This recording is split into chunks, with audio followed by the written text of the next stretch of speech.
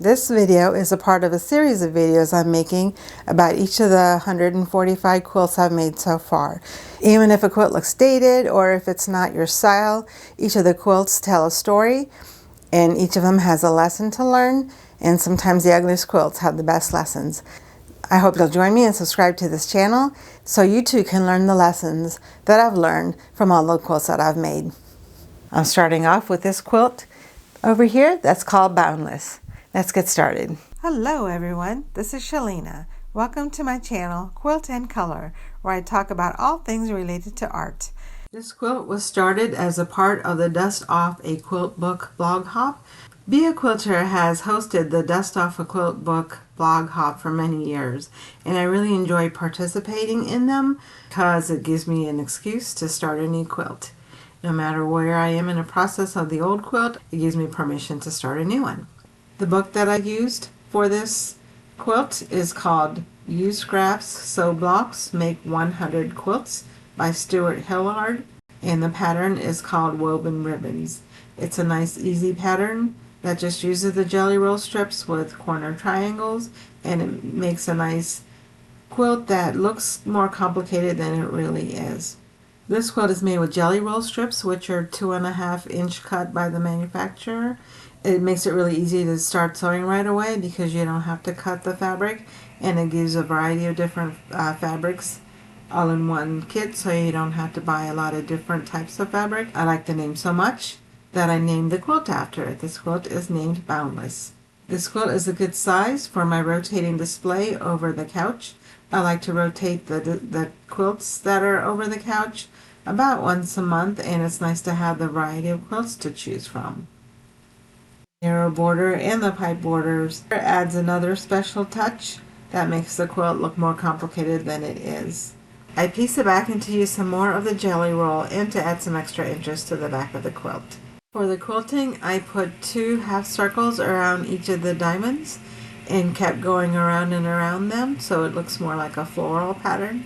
I was not able to finish the quilt in time for my blog hop day on March 7th, and so I presented the unfinished quilt. That's one thing that is nice about blog hops, is that it is pretty flexible, and I'm happy that I did make a big quilt rather than trying to make a small project for this blog hop.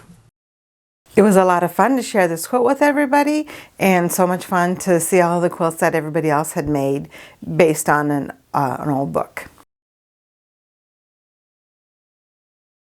I wanted to keep working on this quilt, so I added applique in the diamonds to add an extra touch. To dust off another book of quilt designs, this one is called 501 Quilting Motifs.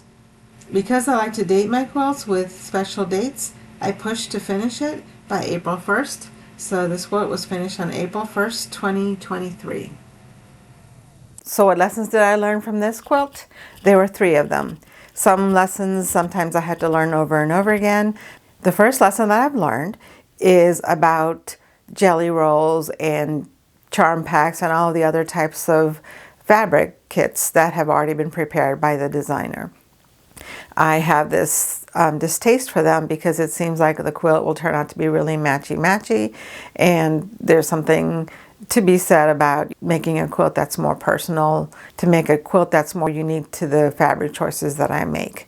But this quilt doesn't seem to me to be too matchy-matchy. There were fabrics that I didn't use because I thought that using the same fabric design in 2 different colors wouldn't look good, so I didn't put them together. And to me, this quilt looks just fine the way it is, and really there's nothing wrong with making a quilt where everything matches. This design on this fabric looks pretty old-fashioned to me, and because of that, this makes me think that this is like an heirloom quilt, and that's something that I'm trying to convince myself, is that heirloom quilts don't have to be really difficult to make. I always thought that the heirloom quilts that I would have would be something that would be really difficult and complicated to make, and that would show the depth and breadth of my abilities. Sometimes an heirloom quilt can still be a simple quilt, and even though this quilt is very simple to make, it really doesn't look that simple, so I think I'd be proud for this to be one of my heirloom quilts. The third lesson that I learned is about blog hops. It's a lot of fun to get together with other quilters, even if it is just virtually, and know that while I'm quilting here in my sewing room by myself, there are other people who are also working on their quilts at the same time. We're all working together to present our quilts at the approximate same time. There are lots of blog hops that are going on, and I can put a link in my description box that show a list of some of the blog hops that are happening in 2024 in case you want to participate in them also. This Boundless quilt is the first of a series of many more quilts that I'm going to show you. If you haven't already subscribed, please make sure that you do that so that you can see the rest of the quilts. Thank you for watching.